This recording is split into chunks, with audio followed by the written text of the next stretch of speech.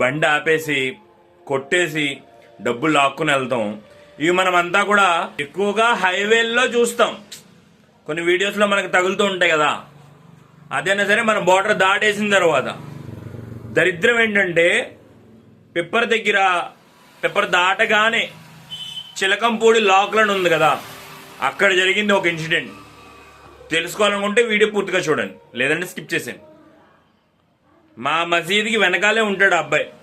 Lift అడుగుతున్నట్టు అడిగి సడన్గా బండికి అడ్డంగా వచ్చేసి బండి ఆపేయడం, ఫోన్ లాగేసుకోవడం, బండి లాగేసుకోవడానికి కూడా ప్రయత్నించారు.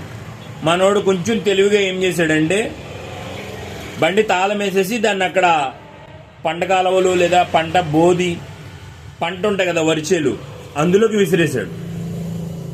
అలా ఎందుకు విసిరేవని కొట్టారు. చేతిలో డబ్బులు లాగేసుకున్నారు, జోబులో ఫోన్ లాగేసుకున్నారు. నువ్వు బండి తాళం ఎందుకు పడేసావురా అని చితక్కొడేశారు అబ్బాయిని. ఇది ఎక్కడో జరగలేదు, మన ఏరియాలోనే జరిగింది. అరే ఎంత దిగజారిపోతున్నారు.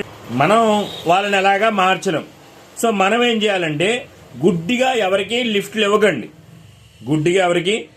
ఇవ్వకండి. అలాగే రాత్రిపూట ఒంటరిగా ప్రయాణాలు చేయకండి.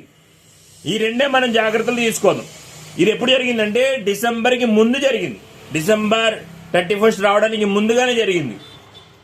పండగ వచ్చేస్తుంది, ఎలాగోలా డబ్బులు సంపాదించేసి జోదంలో వేసేసి సంపాదించాలి, డబ్బులు చేసేయాలి.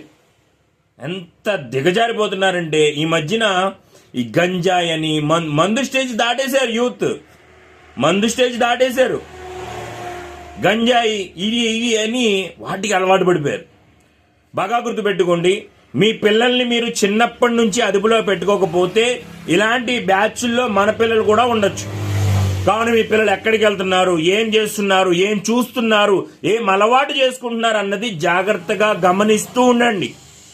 మనం చేయాల్సింది మనం చేయాలి, ఇంకా వాళ్ళ బతుకు వాళ్ళ ఇష్టం.